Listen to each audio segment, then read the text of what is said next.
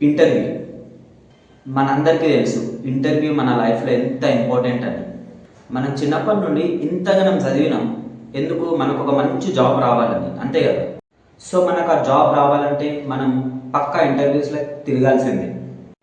ఒకటో రెండో కాదు, మనకు మంచి జాబ్ వచ్చేంత వరకు మనం నెంబర్ ఆఫ్ ఇంటర్వ్యూస్లకి తిరగాల్సిందే.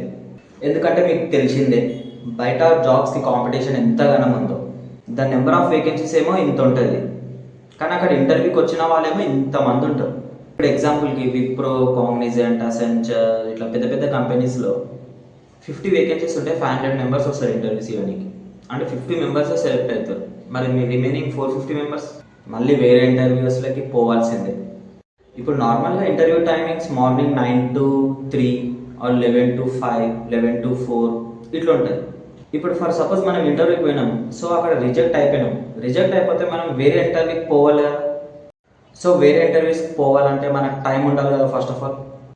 సో ఇందులో మెయిన్ కంటెంట్ ఏంటంటే టైం. అసలు ఇంటర్వ్యూ తీసుకునే వాళ్ళు అంత టైం ఎందుకు తీసుకుంటారు అసలు? జస్ట్ రిజెక్టెడ్ అని చెప్పడానికి అన్ని గంటలు ఎందుకు తీసుకుంటారు అసలు? ఇప్పుడు ఫర్ ఎగ్జాంపుల్ ఒక కంపెనీలో ఇంటర్వ్యూ ఉంది, 11 to 3 ఉంది ఇంటర్వ్యూ టైమింగ్స్. సో మనం ఏమనుకుంటాము, 3 లోపు ఇంటర్వ్యూ అయిపోతుంది అనుకుంటాం, కానీ అవ్వదు. ఇప్పుడు ఎగ్జాంపుల్కి నేను ఒక ఇంటర్వ్యూకి పోయినా, కరెక్ట్ 11 o'clock ఇంటర్వ్యూ అటెండ్ అయినా. సరే ఫస్ట్ రౌండ్ ఇంటర్వ్యూ తీసుకురు, ఫస్ట్ రౌండ్ అయిపోయింది. ఇప్పుడు కొన్ని కంపెనీస్ ఏంటంటే ఫస్ట్ రౌండ్ క్లియర్ అయిందా లేదా అని అప్పుడే చెప్పేస్తారు ఇమీడియట్గా.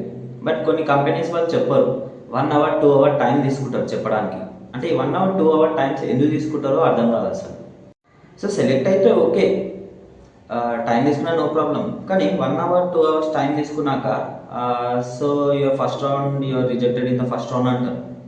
మరి ఎందుకు రిజెక్ట్ అని చెప్పడానికి 1 hour 2 hours టైం ఎందుకు తీసుకున్నారు? సరే 1 hour టైం తీసుకురు, so your selected for the first round అన్నారు. సో ఇమీడియట్గా వాళ్ళు సెకండ్ రౌండ్ తీసుకోరు.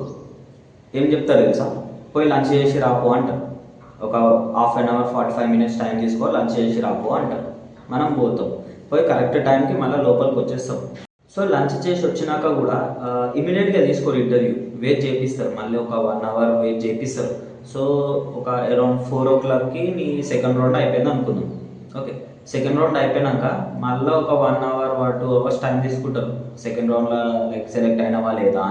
ఓకే, మనం సెకండ్ రౌండ్ కూడా సెలెక్ట్ అయిపోయినాం అనుకుందాం. ఓకే, సో తర్వాత థర్డ్ రౌండ్ ఉంటుంది, మేనేజర్ రౌండ్ లైక్ ఇట్లా ఉంటుంది కదా. సో ఆ మేనేజర్ రౌండ్ కోసం కూడా సో మనం ఒక మ్యాక్సిమం 1 hour వెయిట్ చేయాల్సిందే, తప్పదు. సో మేనేజర్ రౌండ్ ఒక అరౌండ్ 7 o'clock అట్లా మనది అయిపోతుంది అనుకున్నాం. సో 3 rounds అయిపోయింది, ఇంటర్వ్యూ మొత్తం అయిపోయింది. సో మనం ఫైనల్ రిజల్ట్ కోసం వెయిట్ చేస్తున్నాం. సో మళ్ళీ ఆ ఫైనల్ రిజల్ట్ కోసం మనం పక్క 1 hour వెయిట్ చేయాల్సిందే.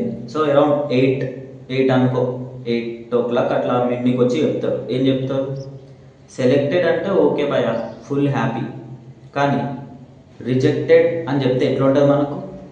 పొద్దున్న నుండి వెయిట్ చేసిందంతా వెయిట్ చేయడం అనేది పాయింట్ కాదు. సో వెయిట్ చేయాలి, మనకు ఒక జాబ్ కావాలి అంటే. సో బయట కాంపిటీషన్ ఉంది కాబట్టి మనం వెయిట్ చేయాల్సిందే, తప్పదు.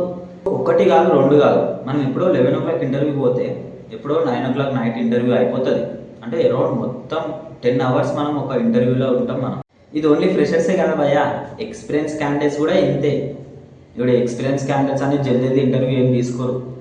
ఇప్పుడు ఒక పర్సన్ ఒక కంపెనీలో జాబ్ చేస్తుండు, 2 years జాబ్ చేసిండు.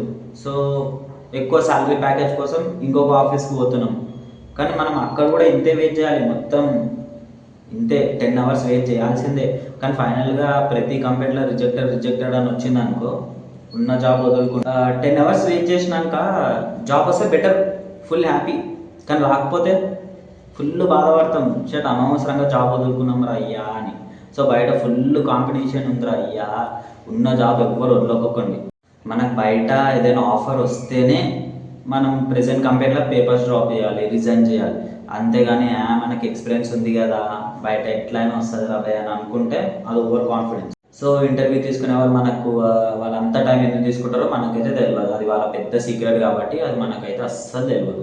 సో మనకు జాబ్ రావాలంటే పక్క వెయిట్ చేయాల్సిందే. సో మనకు ఫస్ట్ ఆఫ్ ఆల్ పేషెన్స్ ఉండాలి. సో పేషెన్స్తో ఉండు. సో మంచిగా ఇంటర్వ్యూకి ప్రిపేర్ అవ్వు. వాళ్ళు ఎంత వెయిట్ చేపిస్తే అంత వెయిట్ చేయి, కానీ లాస్ట్కి ఇంటర్వ్యూ క్రాక్ చేయి. వన్స్ మనం జాబ్లో సెలెక్ట్ అయినాక